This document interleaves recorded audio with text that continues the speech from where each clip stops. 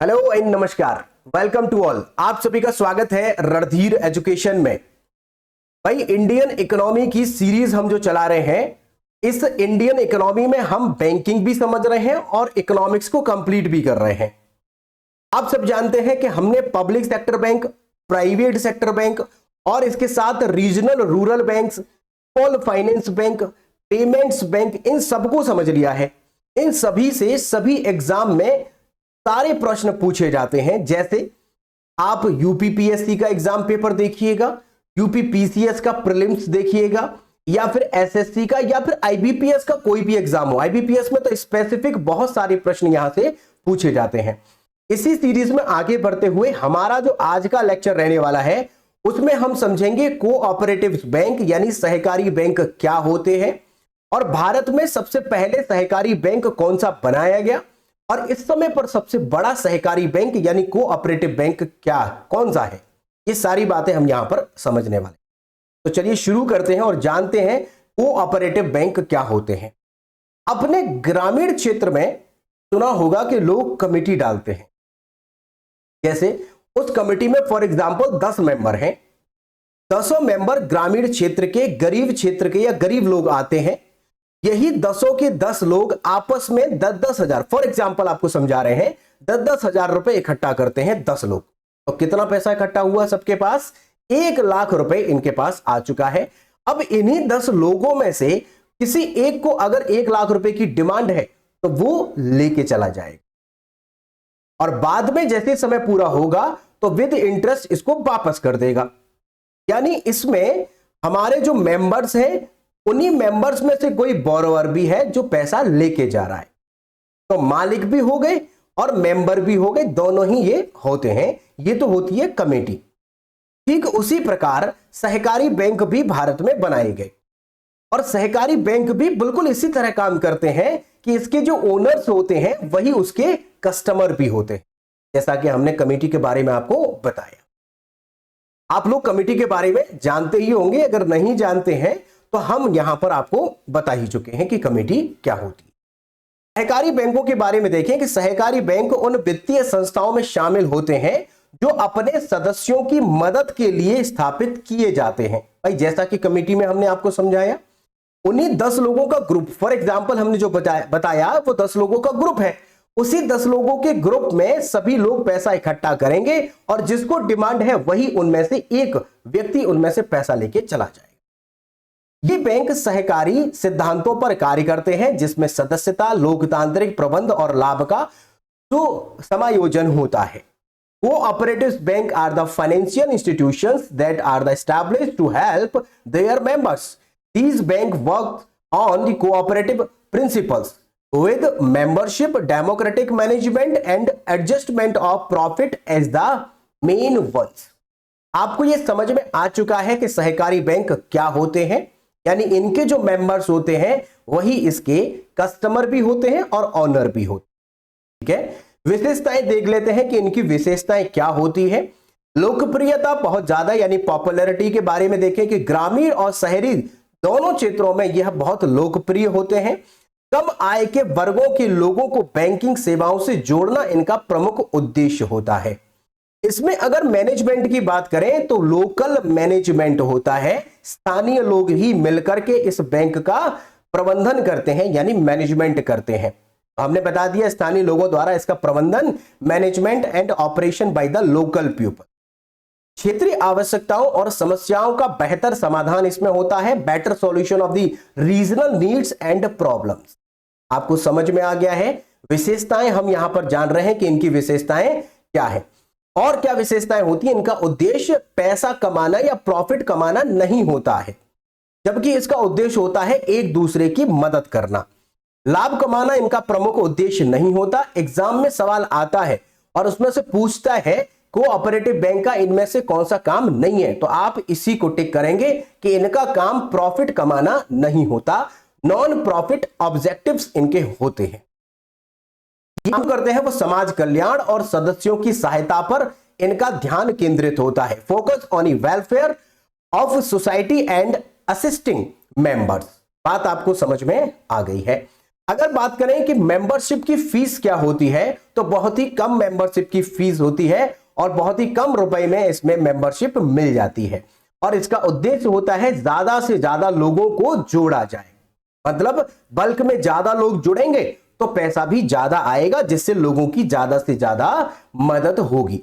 अब यहां पर बात करते हैं कि सहकारी बैंकों के प्रकार क्या होते हैं, टाइप्स ऑफ कोऑपरेटिव बैंक कितने होते हैं और कौन कौन से प्रकार इसमें हैं। जैसे सहकारी जो बैंक है वो शहरी भी होते हैं, शहरी सहकारी बैंक यानी अर्बन कोऑपरेटिव बैंक। अगर देखें तो अर्बन का मतलब आप शहर से जानते हैं, ये बैंक शहरों और कस्बों में स्थित होते हैं और शहरी क्षेत्रों में वित्तीय सेवाएं प्रदान करते हैं। These banks are located in cities and towns and provide financial services in urban area। जो आपका शहरी क्षेत्र है उसी में ये प्रोवाइड करते हैं। इनको विशेषकर हम किस नाम से जानते हैं, शहरी सहकारी बैंक यानी अर्बन कोऑपरेटिव बैंक। उद्देश्य क्या है कि शहर में छोटे छोटे जो व्यवसायी होते हैं, व्यापारी होते हैं और उद्यमी होते हैं और निवासी होते हैं, इन सबकी फाइनेंशियल मदद करना, ऐसा इनका उद्देश्य होता है। अगर एग्जाम्पल के तौर पर देखें, सारस्वत कोऑपरेटिव बैंक, ये एक सहकारी कैसा बैंक है, ये है शहरी सहकारी बैंक, अर्बन कोऑपरेटिव बैंक है। एक प्रकार तो ये होता है जिसमें कि हमने जाना कि शहरी सहकारी बैंक। दूसरा हम जान लेते हैं ग्रामीण सहकारी बैंक यानी रूरल कोऑपरेटिव बैंक।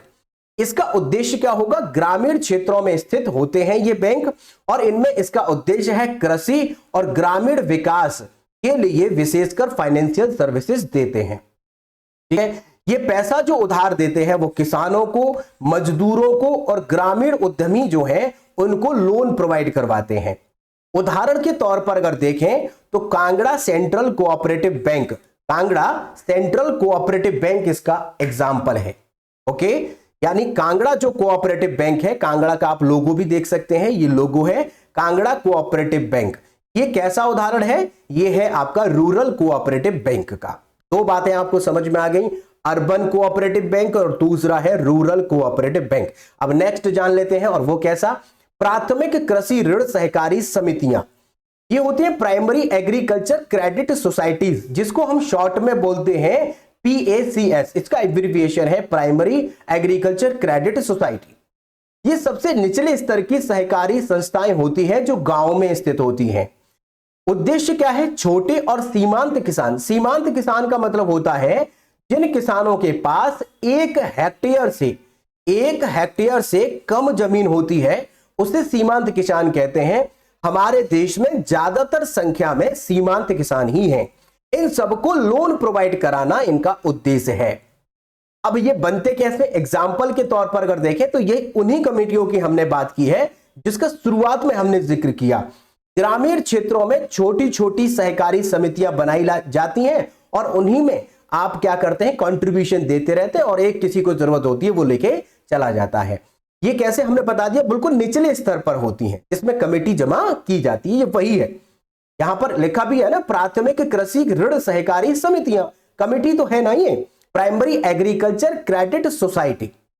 समझ में आ गया है, बिल्कुल निचले स्तर पर ये काम करती हैं। आगे बात करते हैं जिला केंद्रीय सहकारी बैंक। अब आ जाते हैं डिस्ट्रिक्ट सेंट्रल कोऑपरेटिव बैंक पर। अगर देखें तो यह जिले में काम करती हैं, जिले स्तर पर काम करती हैं और ये कैसे स्तर की होती हैं, PACS के स्तर की होती हैं। जैसा कि अभी हमने बताया PACS क्या है, प्राइमरी एग्रीकल्चर क्रेडिट सोसाइटी, इसी के लेवल की ये बैंक होती है जो कि कहां पर होती है, डिस्ट्रिक्ट में होती है। अब डिस्ट्रिक्ट जितने हैं उस हर डिस्ट्रिक्ट में एक मिलेगी। ठीक है, उद्देश्य क्या है, जिला स्तर पर वित्तीय सेवाएं प्रदान करना और PACS की सहायता देना, जो कि ग्रामीण क्षेत्रों में जो बिल्कुल निचले स्तर पर काम कर रही समितियां हैं उनको मदद करना। ठीक है, providing financial services at the district level and providing support to PACS। समझ में आ गया। एग्जाम्पल के तौर पर देखते हैं, महाराष्ट्र राज्य का पुणे जिला जो है उसमें केंद्रीय सहकारी बैंक है। जिले में, हर जिले में, हर राज्य के हर जिले में ये जिला सहकारी बैंक मिलते हैं। ये किसको मदद करते हैं, PACS को मदद करते हैं। समझ में आ गया, ये जिला लेवल की बात हो गई। हमने बात कर ली बेसिक यूनिट की जो शुरुआत में पड़ती है, इसके बाद हम आ चुके हैं जिला पर और इसके बाद जाएंगे हम राज्य पर। तो देखिए राज्य जो है स्टेट कोऑपरेटिव बैंक, जिसको हम एससीबी कहते हैं, राज्य सहकारी बैंक।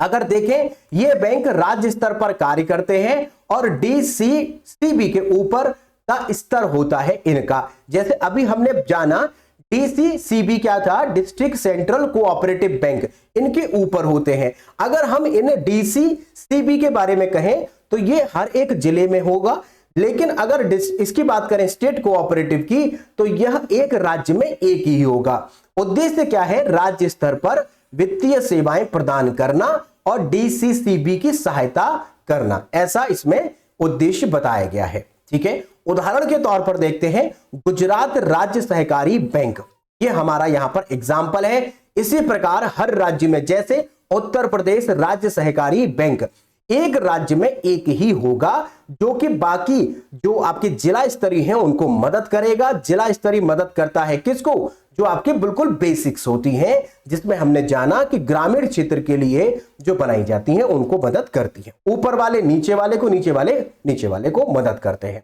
आगे जानते हैं प्राथमिक सहकारी कृषि और ग्रामीण विकास bank, primary cooperative agriculture and rural developments bank, PCARDB. अगर देखें इंट्रोडक्शन क्या है, ये बैंक ग्रामीण क्षेत्रों में दीर्घकालीन कृषि ऋण प्रदान करते हैं। एग्रीकल्चर के लिए अगर ग्रामीण क्षेत्र में किसी को लोन चाहिए तो ये लॉन्ग टर्म लोन देते हैं। ठीक है, these banks provide long term agriculture credit to in rural area. अगर बात करें ऑब्जेक्टिव्स क्या है, तो कृषि विकास और ग्रामीण उद्यमियों को दीर्घकालीन वित्तीय सहायता प्रदान करना।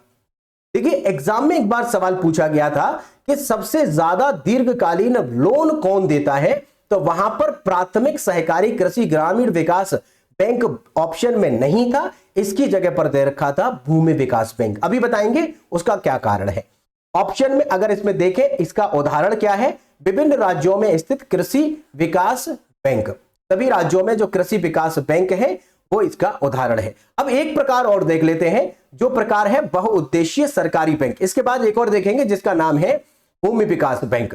बहुउद्देशीय यानी मल्टीपर्पज कोऑपरेटिव बैंक, ये बैंक विभिन्न प्रकार की सेवाएं प्रदान करते हैं, जैसे कृषि, जैसे ग्रामीण विकास और व्यापारिक ऋण। जो आपका इंडस्ट्रीज के लिए, जो बिजनेस के लिए लोन लिया जाता है वो भी प्रोवाइड करते हैं और ग्रामीण क्षेत्र का विकास भी करते हैं, ये इनका उद्देश्य है। अगर और ऑब्जेक्टिव्स की बात करें, ये हमने यहां पर इंट्रोडक्शन की बात कर ली, तो बहुआयामी वित्तीय सेवाएं प्रदान करना, providing multi dimensional financial services. उदाहरण के तौर पर देखें तो जैसे आदर्श क्रेडिट कोऑपरेटिव सोसाइटी,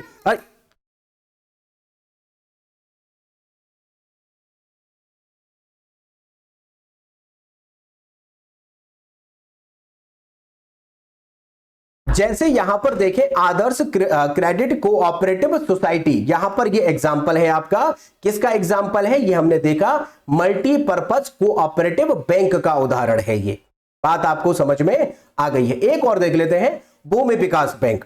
भूमि विकास बैंक जैसा कि आपको नाम से पता चल रहा है, ये जमीन को लेते हैं, जमीन का विकास करते हैं, लैंड डेवलपमेंट बैंक इनको बोला जाता है। भूमि विकास बैंक, जिसे प्राथमिक सहकारी कृषि और ग्रामीण विकास बैंक जो अभी हमने पढ़ी, primary cooperative agriculture and rural development banks भी कहते हैं, इसका ये भी नाम है। याद रखिएगा एग्जाम में जब क्वेश्चन पूछा गया तो वहां पर यह पूछा गया था कि दीर्घकालीन यानी लॉन्ग टर्म लोन कौन देता है, वहां पर ऑप्शन में ये था ही नहीं, primary cooperative agriculture and rural development ये नहीं था, इसकी जगह ऑप्शन था आपका भूमि विकास बैंक। आपको समझ में आ गया है। भूमि विकास बैंक याद रखिएगा, ये आपका जो लोन देता है वो दीर्घकालीन लोन देता है, 5 वर्ष से लेकर के 20 वर्ष तक का लोन ये प्रोवाइड कराता है। साथ ही साथ भूमि सुधार और विकास के लिए दीर्घकालीन वित्तीय सहायता प्रदान करता है। इसके जो रेट ऑफ इंटरेस्ट रहते हैं वो बहुत ही कम होते हैं, किसानों के लिए बहुत ही कम रेट ऑफ इंटरेस्ट पर ये फाइनेंशियल सर्विसेज प्रोवाइड करवाता है। अगर बात करें कि स्पेशल स्कीम्स क्या आती हैं, जैसे भूमि सुधार के लिए, सिंचाई के लिए और बागवानी के लिए विशेष इसमें लोन प्रोवाइड करवाया जाता है। पशुपालन के लिए है, मछली पालन के लिए भी इसमें योजनाएं आती हैं और उसके तहत ग्रामीण क्षेत्र में पैसा उधार दिया जाता है। अगर कहें कि केवल लोन किसको मिलेगा, तो केवल सदस्यों को ही लोन प्रोवाइड करवाया जाता है जो इसके मेंबर्स हैं, ठीक है। और सदस्यों की जरूरतों के अनुसार इनको फाइनेंशियल सर्विसेज इसमें दी जाती हैं। अगर बात करें कि भाई पहला जो बैंक खुला कोऑपरेटिव बैंक, वो कौन सा बैंक पहला बैंक था, तो याद रखेंगे अन्योन्य सहकारी बैंक, अन्योन्य कोऑपरेटिव बैंक, ये पहला बैंक खुला। और इसका स्थापना जो हुई, स्टैब्लिशमेंट ऑफ अन्योन्य कोऑपरेटिव बैंक 1889 1889 में इसकी स्थापना की गई। कहां पर? बड़ौदरा, गुजरात में की गई, ठीक है। संस्थापक की अगर बात करेंगे तो वीएम आप्टे इसके संस्थापक रहे हैं। यह भारत का पहला सहकारी बैंक है, याद रखिएगा, भारत का पहला सहकारी बैंक है। देखिए कई बार हमने ये देखा कि एग्जाम में इसका नाम नहीं दिया गया, उसकी जगह पर दिया गया था आपका एनी बेसेंट कोऑपरेटिव बैंक। उसकी भी स्थापना 1889 में होती है, लेकिन इसके बाद होती है। ऑप्शन में इसके ना होने के कारण उसे सही मान लिया गया, तो ये एलिमिनेशन भी आपको लगाना है। 1889 में एक और बैंक बनता है एनी बेसेंट, संस्थापक एनी बेसेंट ही होती है। आप जानते हैं कांग्रेस की पहली महिला अध्यक्ष भी थी, जो कि उत्तरी आयरलैंड से भारत में आती हैं, एनी बेसेंट। उन्होंने ही भारत में पहली बार 1889 में एक क्या बनाया था, कोऑपरेटिव बैंक बनाया था, लेकिन वो दरअसल इसके बाद बना था। तो ऑप्शन में आपको देख लेना है। वैसे 99% जो ऑप्शन आता है वो अन्योन्य कोऑपरेटिव बैंक से ही पूछा जाता है। अगर ये ऑप्शन में नहीं मिलता तो सेकंड वाले को फर्स्ट मान करके वो ऑप्शन में राइट मान लेता है। तो अगर 4 ऑप्शन है, नन ऑफ दीज नहीं है, तो आप उसको टिक करिएगा। अगर ये ऑप्शन में है तो इसे टिक करेंगे, और दोनों ऑप्शन में है तो फिर इसे ही टिक करेंगे, अन्योन्य कोऑपरेटिव बैंक को, जो कि भारत का पहला सहकारी बैंक है। आई होप आपको इस बारे में समझ में आ गया है कि अन्योन्य सहकारी बैंक जो है वो भारत का पहला है।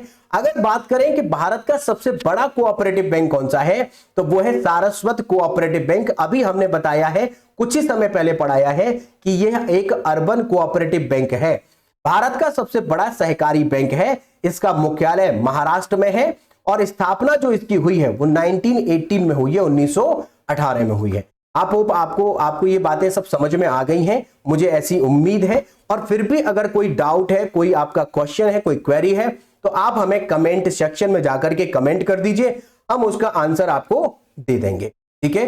बाकी अभी तक अगर आप चैनल पर पहली बार आए हैं और अभी तक आपने सब्सक्राइब नहीं किया है चैनल को, तो सब्सक्राइब कर लीजिए और बेल आइकन को जरूर प्रेस कर लीजिए, जिससे कि हमारे जो नोटिफिकेशंस हैं लेक्चर्स की वो आपको सबसे पहले मिल सके, ठीक है। बाकी आप इसके अलावा हमसे इंस्टाग्राम, फेसबुक और टेलीग्राम पर भी जुड़ सकते हैं। आप जहां पर भी जुड़ना चाहते हैं उसमें आप @रणधीर एजुकेशन लगा करके सर्च करिएगा। टेलीग्राम पर भी आप इसे लगाइएगा, रणधीर एजुकेशन @ लगा करके सर्च करिएगा, ये हमारा लोगो दिख जाएगा। यहां पर आप इसमें चैनल में ज्वाइन हो जाइए। यहां पर आपको हम current affair daily quiz form में करवाते हैं। इसके अलावा आप हमसे इंस्टाग्राम, फेसबुक पर भी जुड़ सकते हैं, सभी पर @रणधीर एजुकेशन लगा करके आप सर्च करिएगा। लेक्चर के लास्ट तक बने रहने के लिए आपका बहुत बहुत धन्यवाद। Thank you so much.